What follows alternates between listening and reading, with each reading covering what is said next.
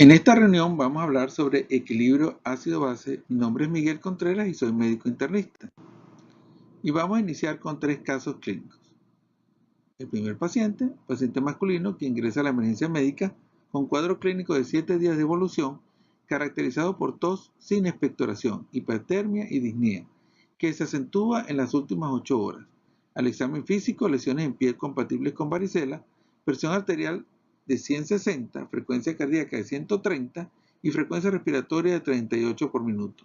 El murmullo vesicular es audible con crepitantes bilaterales, tiene un pH de 7.26, con un CO2 de 56 y un bicarbonato de 24. Nuestro segundo paciente, una paciente femenina de 24 años de edad, portadora de diabetes tipo 1 recibiendo insulinoterapia, e ingresa a la emergencia con cuadro clínico de 2 días de evolución, caracterizado por hipertermia, náuseas, vómitos y evacuaciones diarreicas incontables. El laboratorio reporta una glicemia de 270. Y nuestro tercer paciente, un paciente masculino de 55 años de edad, quien es llevado a la emergencia por sus familiares por cuadro clínico de 3 días de evolución, caracterizado por vómitos a repetición con pérdida de gran cantidad de jugo gástrico. Refiere a los familiares que es un gran consumidor de antiácidos, carbonato de calcio, y al examen físico tiene una presión arterial de 110/40, frecuencia cardíaca de 101 por minuto y frecuencia respiratoria de 18 por minuto. Definamos entonces ahora la fisiopatología. Cuando hablamos de equilibrio ácido-base, hablamos de pH y de sus dos componentes. El componente respiratorio determinado por el CO2 y el componente metabólico determinado por el bicarbonato. Y entonces cuando hablamos de pH, hablamos de una relación entre bicarbonato y CO2, donde el bicarbonato es el numerador y el CO2 es el denominador. Un paciente con pH bajo tiene una acidosis y eso puede ser debido a, en primer lugar, una disminución del bicarbonato como numerador o un aumento del CO2 como denominador. Decimos que un paciente tiene un pH alto o una alcalosis debido a un aumento del bicarbonato como numerador o una disminución del CO2 como denominador.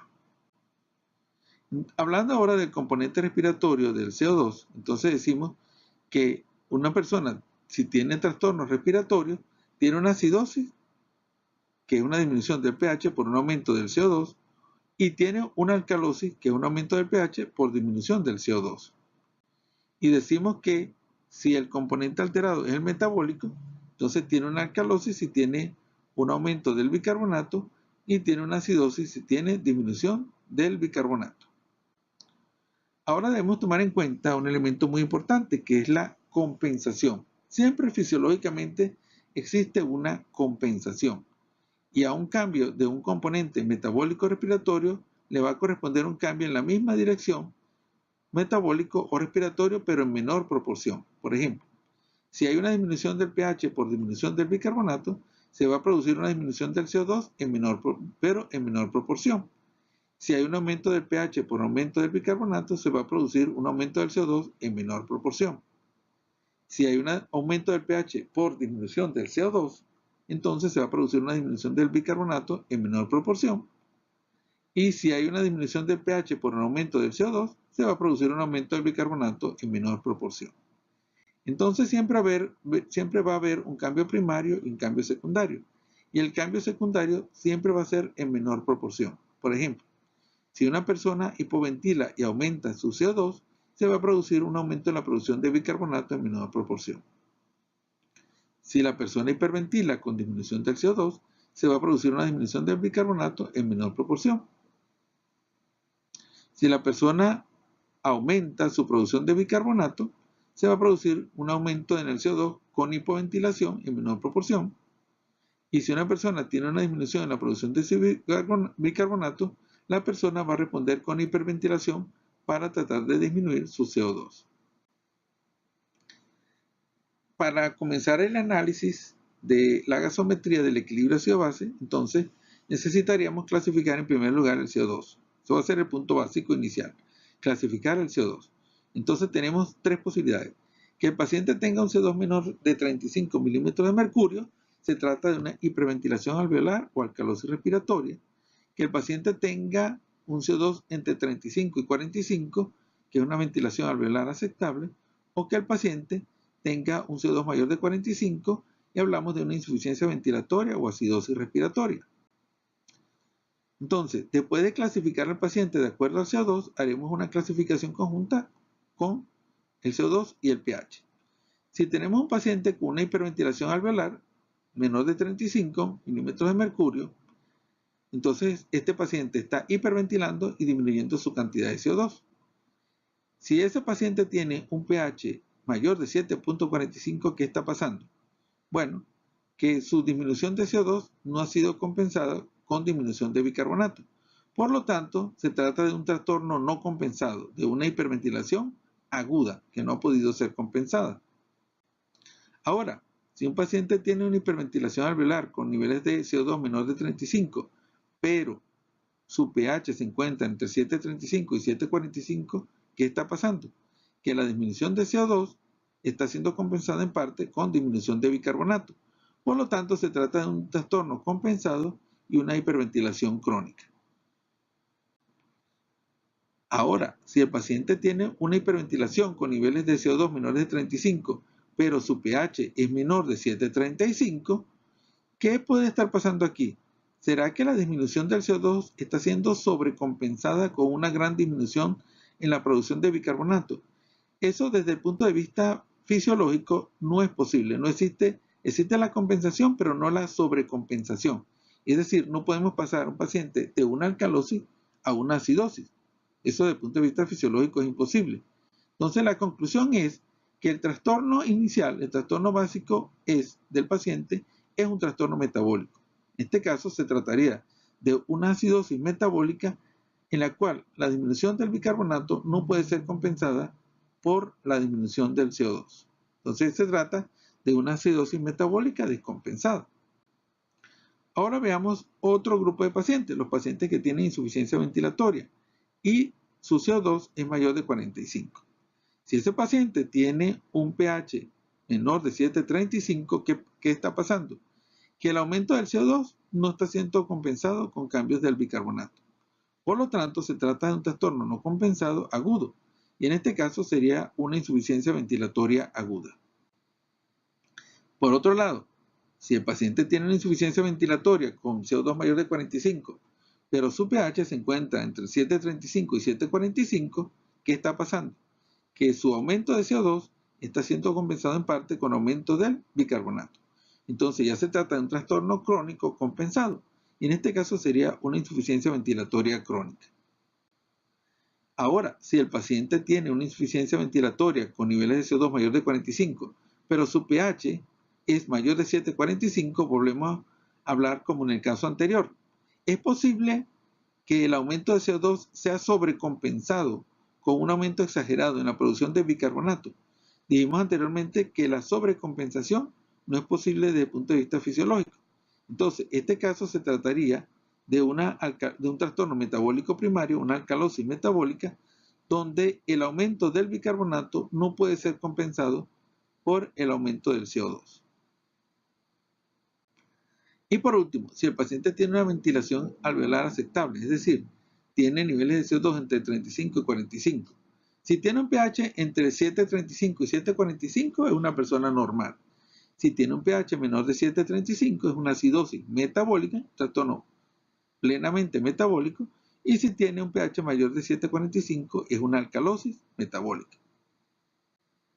Ahora vamos a hablar de la brecha de aniones. Decimos que fisiológicamente la cantidad de cationes es igual a la cantidad de aniones, pero nosotros no medimos ni todos los cationes ni todos los aniones. Es decir, algunos cationes y algunos aniones no son medidos porque sus variaciones fisiológicas son muy pequeñas y no es práctico medirlo. Desde el punto de vista de la brecha de aniones y de que los cationes son iguales a los aniones, lo que medimos en realidad son, por el lado de los cationes, al sodio, y por el lado de los aniones lo que medimos es bicarbonato y cloro. De forma tal que siempre va a haber una diferencia entre los aniones y cationes porque no estamos midiendo ni todos los aniones ni todos los cationes. Entonces existe una brecha aniónica fisiológica, normal, porque no estamos midiendo todos los elementos en conjunto. Entonces, como solamente medimos dentro de los aniones el cloro y el bicarbonato, tenemos que aproximadamente los niveles de cloro son de 102 milimoles y de bicarbonato de 26 milimoles.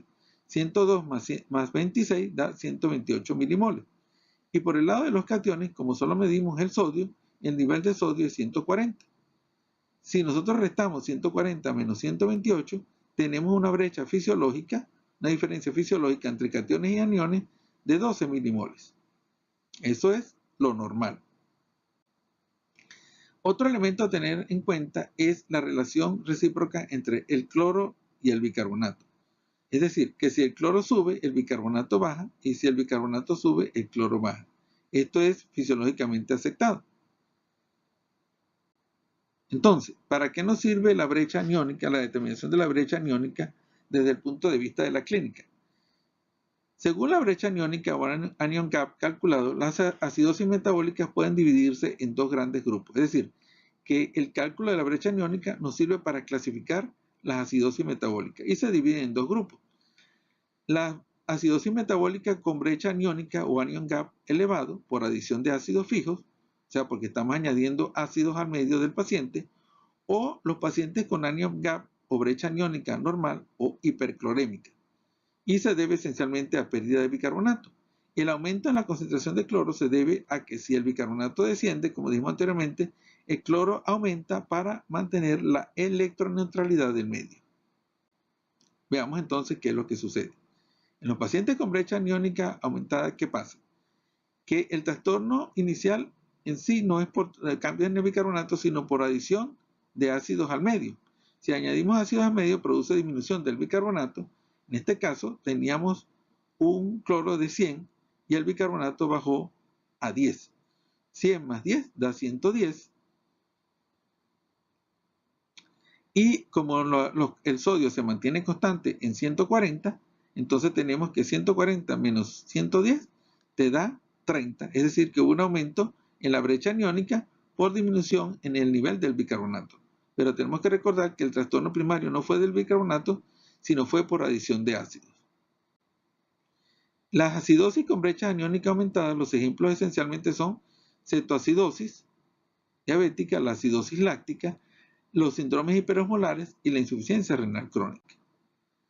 Ahora, ¿cómo se produce una acidosis con brecha aniónica normal? En este caso, el trastorno primario sí es el bicarbonato. Se produce por pérdida del bicarbonato. Al perderse el bicarbonato, por cualquier vía, entonces se produce un aumento reflejo en los niveles de cloro. Entonces, nosotros teníamos bicarbonato, el bicarbonato bajó a 13 y el cloro de forma refleja subió a 115. De forma tal que 115 más 13 da 128 y como los niveles de sodio siguen constantes, entonces 140 menos 128 mantiene la brecha en 12 milimoles, que es el nivel fisiológico.